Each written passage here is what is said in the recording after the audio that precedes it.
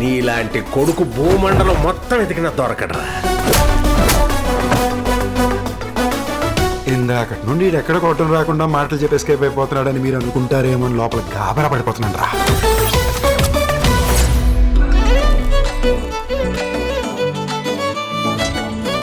అమ్మాయిలతో మాట్లాడాలంటే కాస్త సిగ్గండి. ఇప్పుడు బాగానే మాట్లాడుతున్నారుగా. పెగ్గేసాక సిగ్గే ఉంటుందండి. ఆ అమ్మాయిని పడేయాలంటే మన్మధుడిలా ఉండాలండి. మరి నేనెలా ఉన్నాను? మనవన్ని ఎత్తుకునే వాళ్ళ ఉన్నారు. ఇంట్లో చెట్టు అంత కొడుకుని పెట్టుకుని ఆంటీలు పోయి గోక్తావా? ఓ చేస్తున్నావు బంగారం. ఇంకోసారి ఫోన్ చేసావో నిన్ను బ్లాక్ చేసేస్తాను. ఇంకొకసారి అమ్మాయి వెనకాల తిరిగినట్టు నాకు తెలిసిందో అంటే నీకోసం తప్ప నాకు పెద్ద ఇంట్రెస్ట్ లేదన్న. మా కథలో ఎవ్వరు ఊహించిన కొత్త ప్రాబ్లం ఒకటి వచ్చింది.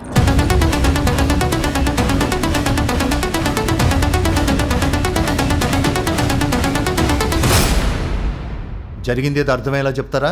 నువ్వు చెప్పు. నువ్వు చెప్పు. పెద్దోడు నువ్వు చెప్పు.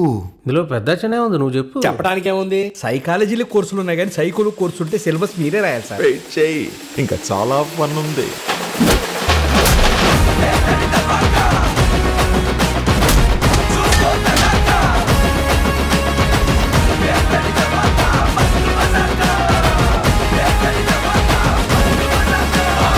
యశోద, రేపు 5ంటికి మన ఇద్దరం లేచిపోతున్నాం. నేను 4ంటికే లేస్తాను. నిద్ర కాదే, లేచిపోయి పెళ్లి చేసుకుందామని చెప్తున్నా. దొరికిపోతే ఇంకేమైనా ఉందా? బయటికి పంపించేసేవాళ్ళ భయ్యా. ఇది లోపల పంపించేసేవారు భయ్యా.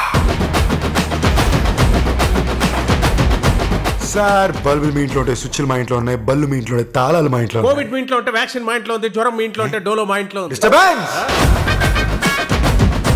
ఇలాంటి డిస్టర్బెన్స్ లేకుండా ఈ శివరాత్రికి మేమిద్దరం కలిసి మిమ్మల్ని కలుస్తాం. బాలయ్య బాబు ప్రసాదం కళ్ళకు అద్దుకొని తాగమని చెప్పు.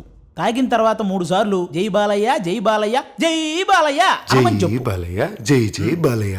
అన్నయ్య